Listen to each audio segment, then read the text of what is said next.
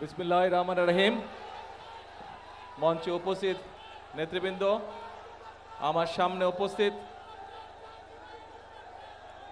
চুপ করতে হবে, এখন শান্ত হতে হবে, না হলে কিচ্ছু করব না। আমার সামনে উপস্থিত মা বোনেরা, উপস্থিত বিভিন্ন মসজিদ মাদ্রাসা থেকে আগত খতিব, ইমাম সাহেব, মুয়াজ্জিম সাহেবরা সহ অন্যান্য ধর্মের ধর্মীয় গুরুবৃন্দ, আমার সামনে উপস্থিত প্রিয় এলাকাবাসী ভাই ও বোনেরা এবং উপস্থিত সকল উপস্থিতিবৃন্দ, আসসালামু আলাইকুম। আজকে আমরা এখানে একত্রিত হয়েছি, আপনারা দেখেছেন, জানেন কেন আমরা এখানে একত্রিত হয়েছি। আমরা এখানে একত্রিত হয়েছি নির্বাচনের আগে আমরা জনগণের সামনে কতগুলো প্রতিশ্রুতি দিয়েছিলাম। সেই প্রতিশ্রুতির বাস্তবায়ন যে আমরা শুরু করেছি তার সাক্ষী হিসাবে আজকে আমরা এখানে উপস্থিত হয়েছি। প্রিয় ভাই বোনেরা, আমরা অতীতে অনেক সময় শুনেছি যে বাংলাদেশকে অমুক রাষ্ট্রের মতন বানিয়ে ফেলবো, বাংলাদেশকে তমুক দেশের মতন বানিয়ে ফেলবো। আমরা বাংলাদেশকে অন্য কোনো দেশের মতন বানাতে চাই না। আমরা বাংলাদেশকে তৈরি করতে চাই একটি কল্যাণমুখী রাষ্ট্র হিসাবে, যেই রাষ্ট্রে কম বেশি প্রতিটি শ্রেণীর মানুষকে রাষ্ট্র তার সামর্থ্য অনুযায়ী সাহায্য করবে, সহযোগিতা দিবে। যেই রাষ্ট্রে প্রত্যেকটি শ্রেণীর প্রতিটি মানুষ তার মর্যাদা অনুযায়ী তার প্রাপ্য রাষ্ট্রের কাছ থেকে পাবে। প্রিয় ভাই বোনেরা, সেজন্যই আপনারা দেখেছেন যে আমরা নির্বাচনের আগে বলেছিলাম আমরা দেশে ফ্যামিলি কার্ড দিতে চাই পরিবারের নারী প্রধানকে। কেন? এই জন্য আমরা দিতে চাই যে আমরা বিশ্বাস করি যে পরিবারের নারী বা সমগ্র বাংলাদেশের জনসংখ্যার অর্ধেক হচ্ছে নারী, তাদেরকে পেছনে ফেলে কখনো দেশ এগিয়ে যেতে পারে না। এবং সে কারণেই দেখেছেন দেশনেত্রী বেগম খালেদা জিয়া যখন রাষ্ট্র পরিচালনার দায়িত্বে ছিলেন, তিনি নারীদের শিক্ষা ব্যবস্থা বিনামূল্যে করে দিয়েছিলেন ইন্টারমিডিয়েট পর্যন্ত। বর্তমান সরকার আমরা সিদ্ধান্ত গ্রহণ করেছি দেশনেত্রী খালেদা জিয়ার সেই পলিসিকে আমরা সামনে এগিয়ে নিয়ে যাব। আমরা তাদেরকে অনার্স পর্যন্ত বিনামূল্যে পড়ালেখার সুযোগ করে দিব নারীদেরকে। এবং শুধু তাই নয়, পাশাপাশি যারা ভালো রেজাল্ট করবে তাদেরকে আমরা সরকার থেকে বৃত্তির ব্যবস্থা করব। অর্থাৎ বাংলাদেশের নারী যে সমাজ, অর্ধেক জনগোষ্ঠী, তাদেরকে আমরা এম্পাওয়ার্ড, অর্থাৎ তাদেরকে আমরা শিক্ষিত করতে চাইছি। একই সাথে শুধু শিক্ষিত করলে হবে না, এই নারীদেরকে আত্মনির্ভরশীল করে গড়ে তুলতে হবে। সেটি গ্রামে থাকুক, ইউনিয়নে থাকুক, উপজেলা থাকুক, যেখানেই থাকুক না কেন, একজন নারী তাকে আত্মনির্ভরশীল হতে হবে। এবং সে কারণেই আমরা ফ্যামিলি কার্ডের পরিকল্পনা গ্রহণ করেছি। আমি এই যে আজকে আপনাদের সামনে কয়েকজন আমার হাত থেকে ফ্যামিলি কার্ড নিয়ে গেলেন, আমি তাদেরকে জিজ্ঞেস করলাম এই ফ্যামিলি কার্ডের অর্থ দিয়ে আপনি কি করবেন। সেই সকল মা বোনেরা আমাকে উত্তর দিয়েছে। কেউ বলেছে যে সন্তানদের লেখাপড়া যাতে সঠিকভাবে হয় এই টাকা তার জন্য খরচ করব। কেউ বলেছে যে বয়স হয়ে গেছে, আমি ওষুধ কিনতে পারি না, এটা দিয়ে আমি ওষুধ কিনব। কেউ বলেছে সংসারের আয় রুজি বাড়ানোর জন্য ছোট করে একটি পুঁজি বিনিয়োগ করব এখান থেকে। অর্থাৎ সংসারকে সুন্দরভাবে শক্তিশালী ভিত্তির উপরে গড়ে তুলবে, সন্তানদের লেখাপড়া, নিজেরকে সুস্থ রাখা, একই সাথে তাকে পুরো পরিবারকে অর্থনৈতিকভাবে ধীরে ধীরে একটি শক্তিশালী ভিত্তির উপরে প্রতিষ্ঠিত করা। অর্থাৎ এই নারীদেরকে আমরা সামনে আত্মনির্ভরশীল গড়ে তোলার জন্য শিক্ষা এবং অর্থের ব্যবস্থা করেছি।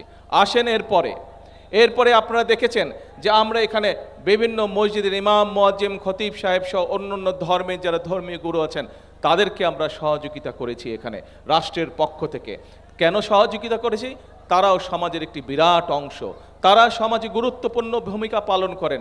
আমরা আমাদের জীবনের বিভিন্ন মোড়ে যখন বিভিন্ন রকম সমস্যায় পড়ি তখন আমরা তাদের কাছ থেকে বিভিন্ন রকম পরামর্শ গ্রহণ করি। অর্থাৎ আমাদের ধর্মে, যে কোনো ধর্মে, একজন মানুষের জন্ম থেকে মৃত্যু পর্যন্ত এই মানুষগুলো বিভিন্ন রকম সহযোগিতা এবং পরামর্শ করে থাকেন। কাজে এই মানুষগুলোকেও আমরা চাই তারাও অর্থনৈতিকভাবে আত্মনির্ভরশীল হয়ে থাকুক, গড়ে উঠুক, তাদেরকে আমরা পিছনে ফেলে রাখতে পারি না। সমাজের এই মানুষগুলোর জন্য আমরা সেই জন্য এই ব্যবস্থা করেছি, এই ভাতার ব্যবস্থা করেছি। আসেন প্রিয় ভাই বোনেরা, এরপরে হচ্ছে কৃষি। বাংলাদেশের সমগ্র বাংলাদেশের অধিকাংশ মানুষ এখনও কৃষি পেশার সাথে জড়িত। বাংলাদেশ হচ্ছে একটি কৃষি প্রধান দেশ। দেশের জনসংখ্যার অর্ধেকেরও বেশি মানুষ প্রত্যক্ষ বা পরোক্ষভাবে এই কৃষির সাথে জড়িত। আমরা নির্বাচনের সময় বলেছিলাম যে ঠিক ফ্যামিলি কার্ডের মতন আমরা এই দেশের কৃষক ভাইদের পাশে দাঁড়াতে চাই, তাদেরকে আমরা রাষ্ট্রের পক্ষ থেকে সহযোগিতা করতে চাই, যাতে করে আমাদের কৃষক ভাইরা ধীরে ধীরে শক্তিশালী অর্থনৈতিক ভিত্তির উপরে গড়ে উঠতে পারে, যাতে করে তারা আত্মনির্ভরশীল হতে পারে অর্থনৈতিকভাবে। সেই জন্য আমরা তাদেরকে কৃষক কার্ড দেওয়ার পরিকল্পনা গ্রহণ করেছি এবং এই পরিকল্পনা আমরা এর মধ্যে বাস্তবায়নেরও কাজ শুরু করেছি। শুধু তাই নয়, আপনাদের নিশ্চয়ই মনে আছে, আপনারা অনেকেই জানেন, আমরা নির্বাচনের আগে বলেছিলাম যে আল্লাহর রহমতে বিএনপি সরকার গঠন করতে সক্ষম হলে বাংলাদেশে যে সকল কৃষক ভাইদের কৃষি ঋণ 10,000 টাকা পর্যন্ত আছে, সেই কৃষি ঋণ আমরা 10,000 টাকা পর্যন্ত কৃষি ঋণ সুদসহ মৌকুফ করব। আল্লাহর আমাদের সরকার গঠন করার পরে আমরা প্রথম সপ্তাহে মন্ত্রী পরিষদের বৈঠকে বাংলাদেশের 13 লক্ষ কৃষক যাতে 10,000 টাকা পর্যন্ত কৃষি ঋণ ছিল সেটি আমরা মৌকুফ করেছি।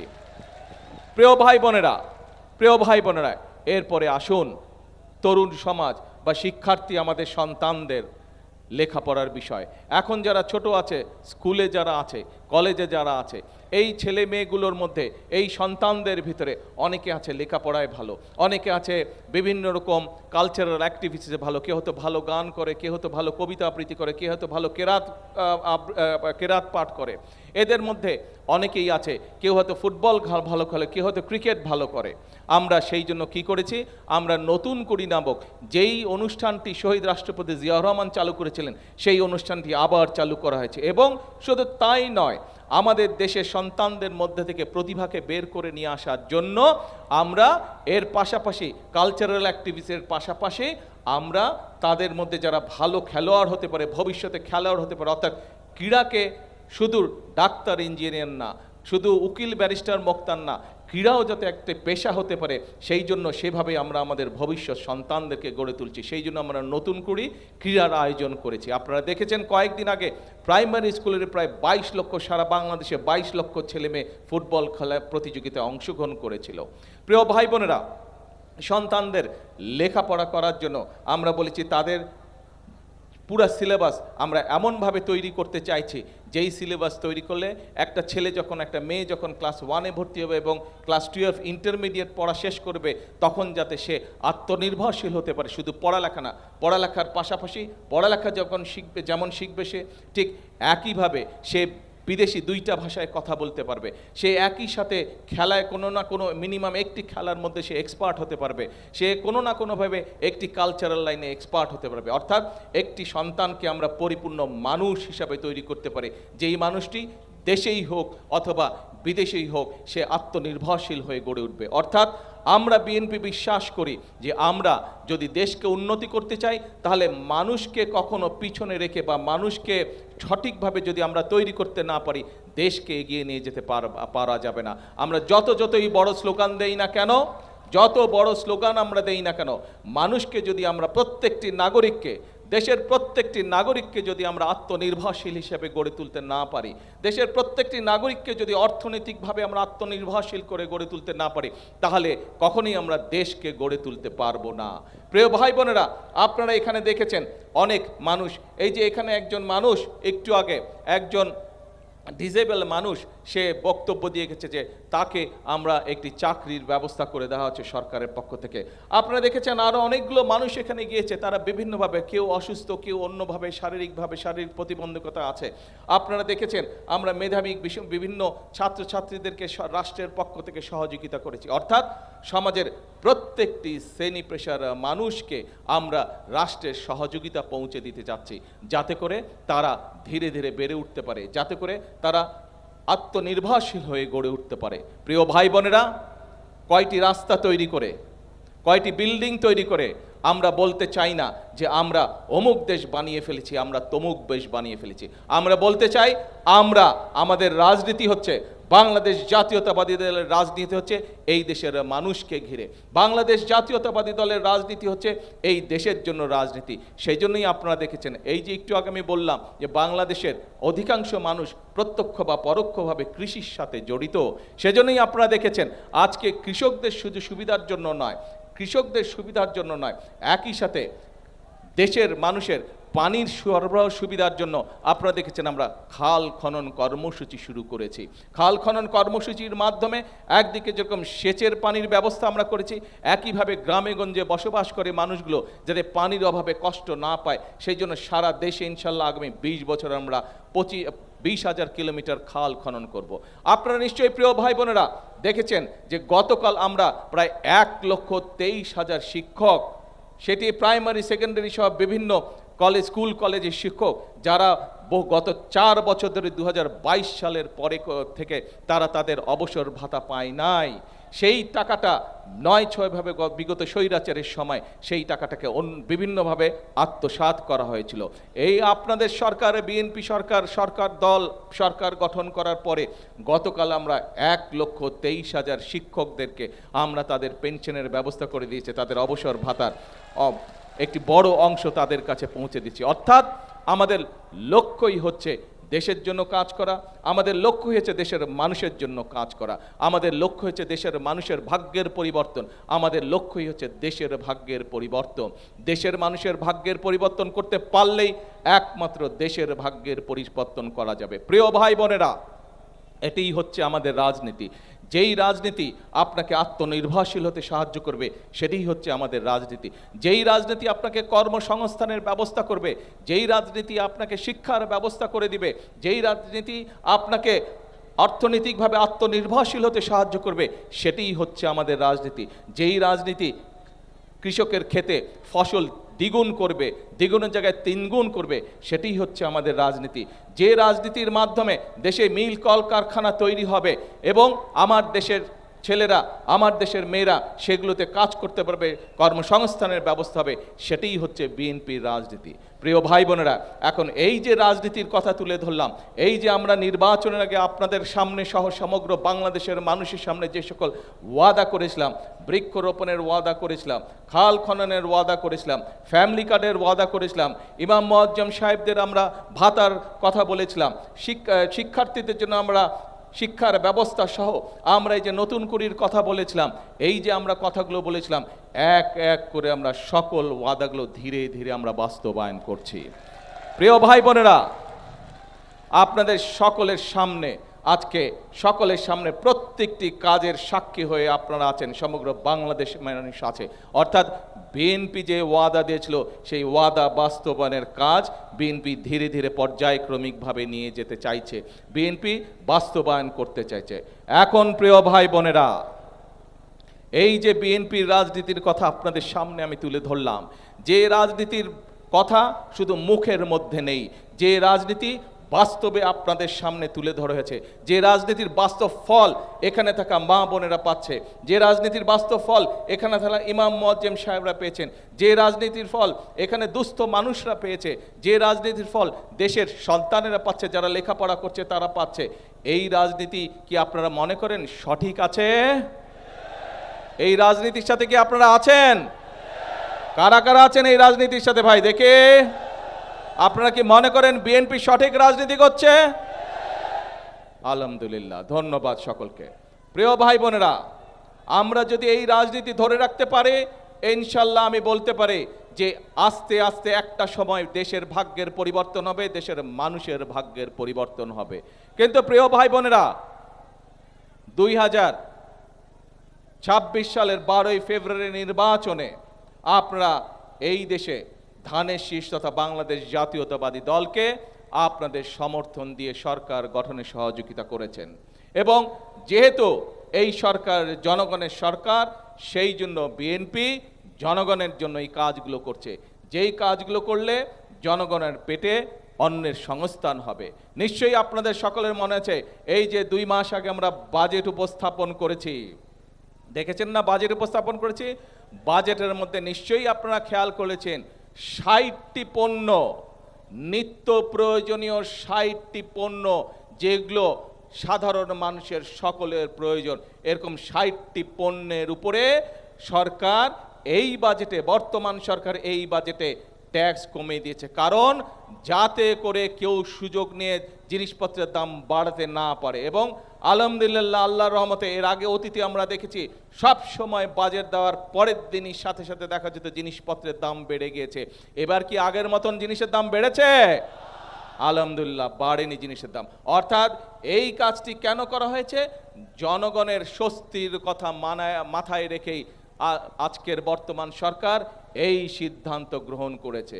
এখন প্রিয় ভাই বোনেরা, আমাদেরকে যদি ফ্যামিলি কার্ড বাস্তবায়ন করতে হয়, আমাদেরকে যদি কৃষক কার্ড বাস্তবায়ন করতে হয়, আমাদেরকে যদি খাল খনন কর্মসূচি বাস্তবায়ন করতে হয়, আমাদেরকে যদি প্রতি উপজেলায় আমরা দেশের মানুষ চিকিৎসা সেবা পাওয়ার জন্য, বিশেষ করে উপজেলা জেলা পর্যায়ে যে সকল মানুষ থাকেন, উপজেলা পর্যায়ে গ্রামে ইউনিয়নে যে সকল মানুষ থাকেন, আপনাদের চিকিৎসা সুবিধা বাড়ানোর জন্য এই বর্তমান সরকার সিদ্ধান্ত গ্রহণ করেছে যে আগামী 5 বছরের মধ্যে বাংলাদেশের 553টি যে উপজেলা আছে, প্রত্যেক উপজেলায় এখন যে 50 সদস্যের হাসপাতাল আছে, এই 50 বেডের হাসপাতাল আছে, এটিকে ইনশাল্লাহ আমরা 151 বেডের হাসপাতালে রূপান্তরিত করব।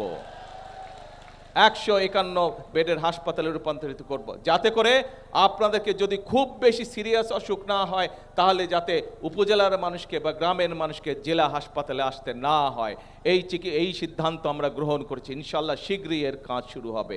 এখন প্রিয় ভাই বোনেরা, এই যে যদি দেশের মানুষের স্বাস্থ্য সেবা নিশ্চিত করতে হয়, এই হাসপাতালগুলোকে যদি তৈরি করতে হয়, ফ্যামিলি কার্ড যদি সারা বাংলাদেশে 4 কোটি পরিবার, বিশেষ করে গ্রামে গঞ্জে খেটে খাওয়া মানুষের দুস্থ গরিব পরিবার, তাদের নারী প্রধানদের কাছে যদি পৌঁছে দিতে হয়, যদি ইমাম মুয়াজ্জিম সাহেবদের কাছে তাদের ভাতার ব্যবস্থা পৌঁছে দিতে হয়, যদি আমাদের ছাত্রছাত্রীদেরকে সঠিকভাবে পোশাক আমরা পৌঁছে দিতে চাই, নতুন বইয়ের সাথে যে আমরা প্রাইমারি স্কুলের বাচ্চাদেরকে 1,20,00,000 বাচ্চাকে যে আমরা পোশাকের ব্যবস্থা করেছি, সেইটি যদি পৌঁছে দিতে হয়।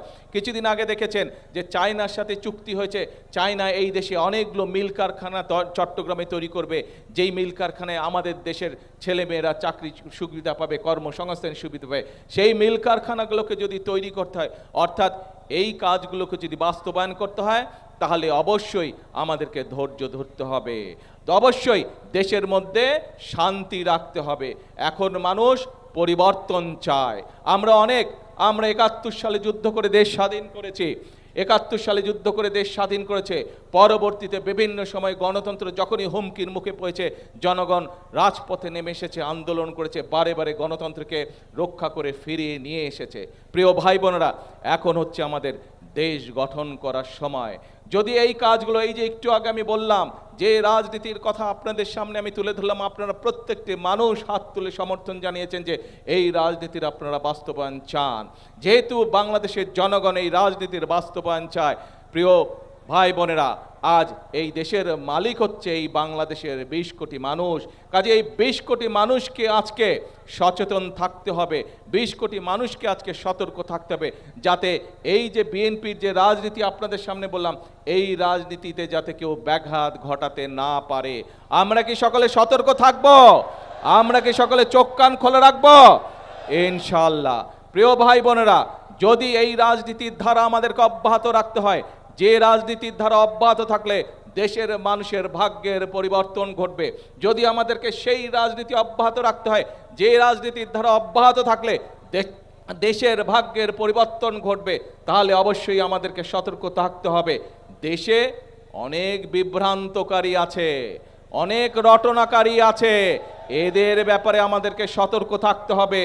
দেখতে হবে এরা অতীতে কি করেছে, সেই অতীত বিবেচনা করে তাদেরকে আমাদেরকে চোখে চোখে রাখতে হবে। সেই অতীত বিবেচনা করেই আমরা ভবিষ্যতে তারা কি করছে সেদিকে আমাদেরকে নজর রাখতে হবে। আমরা দেখেছি 71-এ তাদের ভূমিকা কি ছিল, আমরা দেখেছি 86 সালে তাদের ভূমিকা কি ছিল, আমরা দেখেছি 96 সালে তাদের ভূমিকা কি ছিল, আমরা দেখেছি বিগত 17 বছরের জনগণের যে আন্দোলন, সেই আন্দোলনে তাদেরকে আমরা রাজপথে দেখিনি। দেখেছিলেন আপনারা? আন্দোলনে বিএনপির সাথে যেই রাজনৈতিক দলগুলি মাঠে ছিল, তাদেরই নেতাকর্মীরা অত্যাচার নির্যাতনের শিকার হয়েছে, গুম খুনের শিকার হয়েছে। আজকে যারা বড় বড় কথা বলছে, যারা বলছে, জনগণকে যারা বিভ্রান্ত করার চেষ্টা করছে বিএনপি সরকারের বিরুদ্ধে, তাদেরকে আমরা রাজপথে বিগত 17 বছর দেখি নাই। আজকে এরা সংস্কার কথা বলছে। বিএনপি 2022 সালে সংস্কারের কথা বলেছে। কোথায় ছিলেন তখন আপনারা সংস্কার নিয়ে? সংস্কার এই দেশে সবচেয়ে প্রথম সংস্কার বিএনপি তথা খালেদা জিয়ার নেতৃত্বে এই সংস্কারের প্রস্তাবনা এই দেশের মানুষের সামনে উপস্থাপন করা হয়েছে। কাজে প্রিয় ভাই বোনেরা, আজকে এখন সময় এসেছে, দেশকে আমাদের স্থিতিশীল রাখতে হবে। কোনো বিভ্রান্তকারীর কথায় বিভ্রান্ত হলে চলবে না। বিভ্রান্তকারীরা যদি বিভ্রান্ত করতে আসে অতীতের মতন, তাদেরকে সমুচিত জবাব দিতে হবে যে তোমাদের অতীত আমরা দেখেছি, তোমাদের অতীত আমরা জানি, তোমরা অতীতে কি করেছো, কাজে তোমাদের কথাই আমরা কান দিব না। আমাদেরকে ফ্যামিলি কার্ডের বাস্তবায়ন করতে হবে, কৃষক কার্ডের বাস্তবায়ন করতে হবে, ইমাম মুয়াজ্জিম সাহেবদের যে ভাতা সেটির বাস্তবায়ন করতে হবে। আমাদের ভবিষ্যৎ সন্তানদেরকে আমাদের সঠিকভাবে গড়ে তুলতে হবে যাতে তারা মানুষের মতন মানুষ হতে পারে। আমার দেশের কৃষি ব্যবস্থাকে গড়ে করতে হবে, দেশে মিল কলকারখানা তৈরি করতে হবে যাতে দেশের বেকার যুবকরা, বেকার তরুণীরা যাতে সেখানে কর্মসংস্থানের ব্যবস্থা করতে পারে। অর্থাৎ আমাদেরকে এই কাজগুলো বাস্তবায়ন করতে হবে, তাহলেই আমরা সামনের দিকে এগিয়ে যেতে পারবো। প্রিয় ভাই বোনেরা, আজকের এই অনুষ্ঠানে একটু পরে মাগরিবের আজান দিবে, আর কথা বলাবো না। আসুন, আমরা কি সকলে চাই এইখানে যেই কাজের বাস্তবায়ন আপনাদের চোখের সামনে আপনারা দেখলেন, সেই আমরা কি প্রত্যাশা করতে পারি যে ইনশাল্লাহ আপনারা সকলে মিলে বিএনপিকে সমর্থন দিয়ে এই কাজগুলো এগিয়ে নিয়ে যাবেন? সেই প্রত্যাশা কি করা যায়? ইনশাল্লাহ। কিশোরগঞ্জবাসীর কাছে সেই প্রত্যাশা ব্যক্ত করে, সেই প্রত্যাশা রেখে আমি আমার বক্তব্য শেষ করছি। তার আগে একটি কথাই বলতে চাই, যেই কথাটি মনে প্রাণে আমি বিশ্বাস করি, সেই কথাটি হচ্ছে দেশের জন্য, সেই কথাটি হচ্ছে দেশের মানুষের জন্য। করব কাজ সবার আগে, করব কাজ সবার জন্য, ইয়েস, সবার আগে বাংলাদেশ এবং সবার জন্য বাংলাদেশ। আল্লাহ হাফেজ। বাংলাদেশ জিন্দাবাদ।